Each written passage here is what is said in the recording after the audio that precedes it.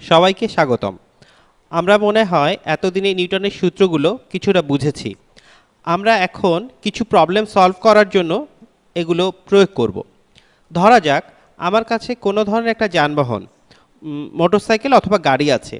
ধরি এর ভর আছে 500 গ্রাম। আর ধরা যাক আমি এই গাড়িটাকে ত্বরান্বিত করছি। কত করব? ধরি 3 সেন্টিমিটার পার সেকেন্ড স্কোয়ার ত্বরণে। ত্বরণ সমান সমান 3 সেন্টিমিটার পার সেকেন্ড স্কোয়ার।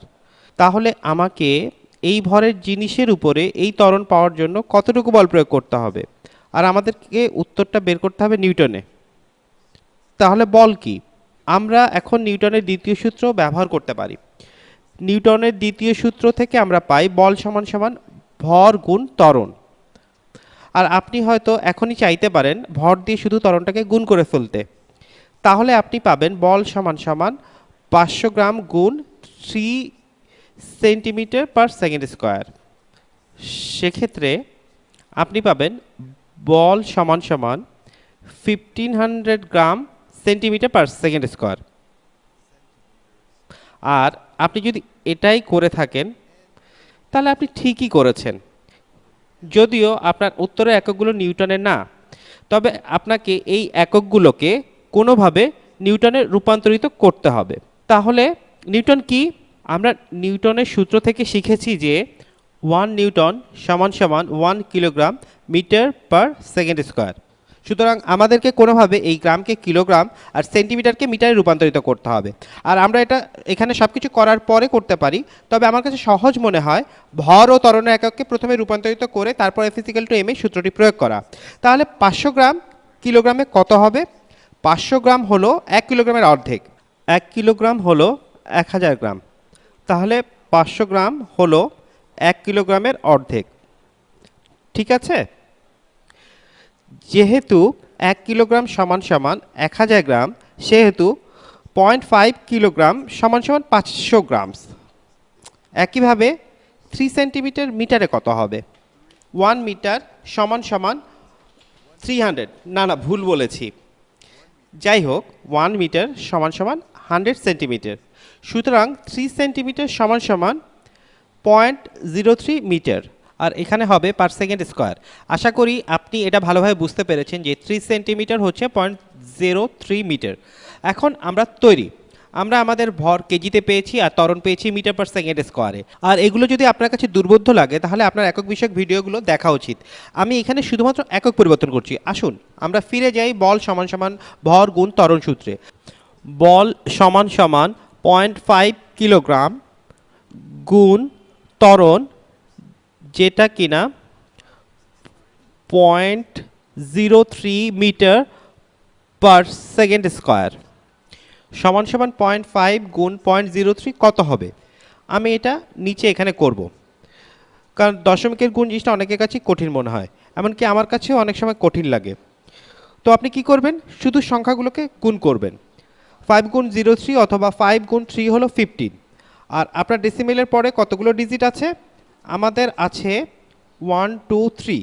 আমাকে একটা 0 যোগ করতে হবে। ডেসিমেল পয়েন্টের আগে 3টা ঘর আছে। সুতরাং আমরা পাই বল সমান সমান 0.015 kilogram metre per second square. আর এটা হলো নিউটন। সুতরাং বল সমান সমান 0.015 নিউটনস। আসুন আমরা আরেকটা প্রবলেম সলভ করি, তবে সেটা হবে, আপনারা হয়তো বুঝতে পেরেছেন নিউটনের সূত্রগুলো সবচেয়ে বড় সমস্যা হলো সঠিক এককগুলো পাওয়ার জন্য কতগুলো জিনিসের সঠিক সমন্বয় করা। বিশেষ করে যখন আমরা একটা ডাইমেনশন নিয়ে কথা বলি, কঠিন অংশটা হলো এককগুলো ঠিক রাখা অথবা শুধু অঙ্কটুকু বা বীজগণিতের অংশটুকু ঠিক রাখা। তাই আপনার কাছে যদি সমস্যা মনে হয় তাহলে বীজগণিতের উপর আপনার একটু চর্চা করে নিতে হবে, কারণ ফিজিক্সের অংশটুকু হলো শুধু বল সমান সমান ভর গুণ ত্বরণ, যেটা আমরা এই প্রবলেমটাতে দেখতে পাবো। তাহলে ধরা যাক আমি যখন কোনো বল প্রয়োগ করি, কোনো নির্দিষ্ট পরিমাণ বল, আমি এখানে ছোট একটা 0 ব্যবহার করি আর বলি F∗0, যেটা নির্দিষ্ট পরিমাণ বল বোঝায়, যেটার কোনো একটা মান আছে। যখন আমি এই নির্দিষ্ট পরিমাণ বল কোনো ভরের উপর প্রয়োগ করি, আসুন আমরা এটাকে বলি M∗0, আমি কিছু ত্বরণ পাই। আমি ত্বরণ পাই A∗0। আমরা এখানে সংখ্যা বসাতে পারি। আচ্ছা, আমি যদি 10 নিউটন বল প্রয়োগ করি, ধরা যাক 2 কিলোগ্রাম ভরের উপরে 2 কিলোগ্রাম ভর, তাহলে আমি 5 মিটার পার সেকেন্ড স্কোয়ার ত্বরণ পাই। কিন্তু এখানে আমি এটা দিয়ে করব কারণ এর মান অন্য কিছু হতে পারে। আসুন আমরা দেখি প্রবলেমটা আমাদেরকে কি বলে। যখন আমি এই প্রথম ভরটির উপর আরেকটা ভর চাপিয়ে দিই তাহলে কি হবে, আমি বরং ডায়াগ্রামটা এঁকে দেখাই। তাহলে এটা আমার ভর এম সাব জিরো, আর আমি যখন এর উপর বল এফ সাব জিরো প্রয়োগ করি তখন আমি এ সাব জিরো ত্বরণ পাই। এই প্রবলেমটা আমাদের বলছে যে যখন আরেকটা ভর যোগ করি, ধরা যাক কোনোভাবে নতুন একটা ভর ওটার উপর চাপিয়ে দিয়েছি, আমি এটার উপর আরেকটা ভর M1 চাপিয়ে দিচ্ছি। তো আমি যখন এটার উপর আরেকটা ভর চাপিয়ে দিচ্ছি, আমি বরং নিচে এটা আরেকবার আঁকি কারণ এটা একটা আলাদা জিনিস।